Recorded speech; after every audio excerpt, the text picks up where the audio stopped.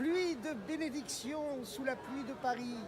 La pluie de bénédiction qui commence aujourd'hui et qui va augmenter jusqu'à la venue du Messie, la venue du Mashiach, immédiatement now. Et dans la paracha de cette semaine, nous avons la naissance de deux grandes civilisations, car vivre avec son temps, c'est vivre avec la paracha, la section biblique de la semaine. La naissance de deux grandes civilisations, avec la naissance de deux héros, deux personnages mythiques, deux personnages fantastiques.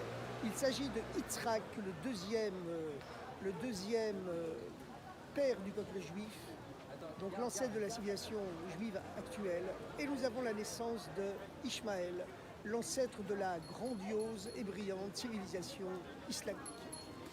Et ces deux hommes étaient les enfants d'Abraham. Tous les deux étaient les fils d'Abraham. Mais Abraham avait eu deux femmes. Il avait eu une première femme, pourquoi? C'était Sarah. Sarah était sa première femme. Mais comme elle était stérile et qu'elle approchait déjà d'un âge certain, eh bien Sarah avait demandé à Abraham de prendre sa servante, la servante de Sarah comme concubine, Agar, en disant à Abraham, il est injuste que tu sois privé d'une postérité à cause de moi. Je te demande donc de prendre ma servante comme concubine et à travers elle, eh bien moi j'aurai aussi un enfant. Et Abraham, au début qui ne voulait pas, il n'aurait jamais osé demander lui-même à Sarah une telle chose. Mais finalement, puisque c'est Sarah qui, entre guillemets, lui avait mis Agar, sa servante, dans les bras, il a fini par se résoudre et par accepter.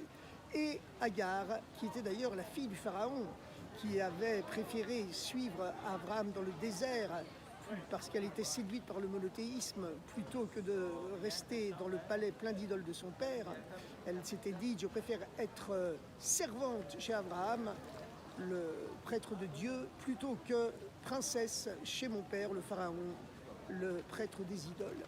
Eh bien, elle est tombée tout de suite enceinte, Agar. Elle était jeune, elle est tombée tout de suite enceinte. Les années passèrent, et Dieu promit à Abraham que Sarah finirait par lui donner un fils.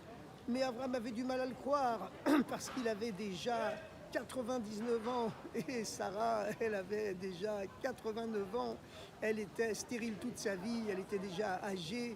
La Torah précise qu'elle n'avait plus ses règles, son cycle de femme. Et donc elle a ri, elle n'a pas pu le croire. Et pourtant, le miracle s'est produit.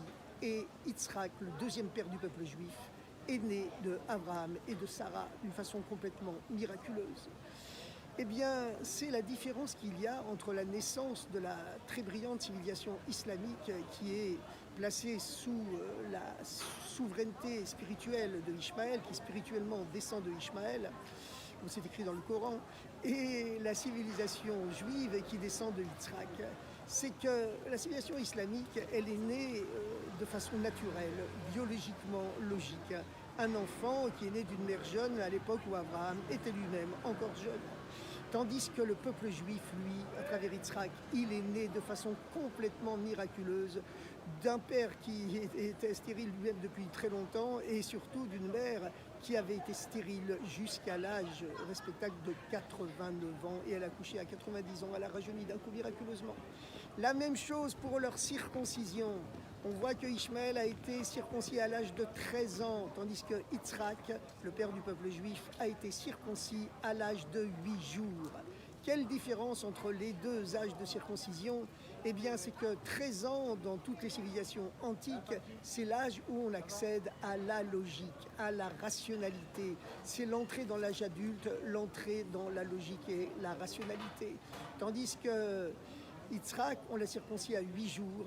8 jours, l'enfant n'a aucune rationalité, aucune logique, et puis surtout, on ne lui a pas demandé son avis. Ça veut dire qu'encore une fois, tout le lien à Dieu de Ishmaël, de la civilisation islamique qui est l'héritière spirituelle de Ishmaël avec Dieu, eh bien, c'est un lien qui est basé sur une certaine logique. Tandis que le lien du peuple juif avec Dieu, comme le peuple juif est né de façon miraculeuse, eh bien, le proverbe dit comment on s'installe de voyager, comme ça, on voyage. Toute la vie du peuple juif a été miraculeuse avec tous les pogroms, tous les massacres qu'on a subis dans notre histoire, soit dans le monde musulman et encore pire dans le monde chrétien. Eh bien, le peuple juif, s'il a réussi à survivre, c'est vraiment l'exception de l'histoire. Comme notre naissance était miraculeuse, toute l'histoire du peuple juif, elle est devenue miraculeuse. Et pourquoi cela? Eh bien, justement, parce que le lien de Ishmaël avec Dieu, qui fait la circoncision à 13 ans, l'âge où on comprend logiquement qu'il est mieux de se circoncire que de ne pas le faire, c'est un lien qui est basé sur la logique. Tandis que le lien de Yitzhak, le lien du peuple juif qui descend de Yitzhak avec Dieu, c'est le lien de la circoncision à 8 jours. Et on sait que le chiffre 7, car les chiffres possèdent tous une signification spirituelle, le chiffre 7, c'est le chiffre qui régit le cycle naturel du temps, du monde et de l'espace.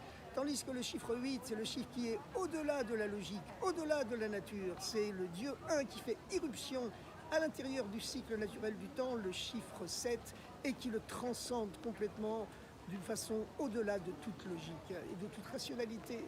Eh bien, ça signifie que le lien du peuple juif, c'est un lien avec Dieu qui est au-delà de toute logique, au-delà de toute rationalité.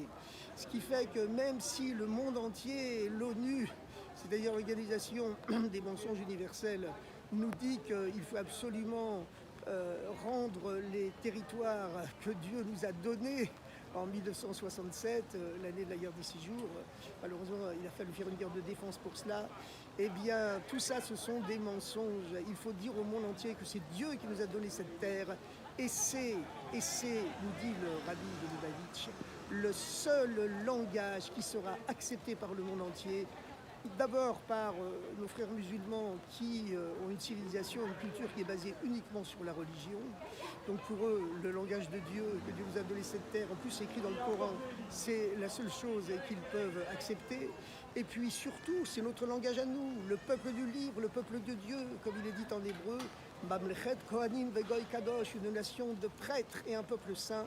Pas un saint par orgueil, mais pour apporter la lumière de la bonté, de la gentillesse, de la générosité, de la lumière du Messie, c'est-à-dire la source de tous les bienfaits qui sommeillent en nous-mêmes, à l'intérieur de nous-mêmes. On a tous une celle du Messie en nous.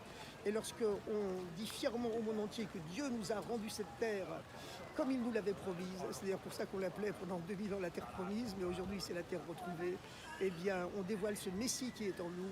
Et voilà, le Messie arrive tout de suite dans le monde entier.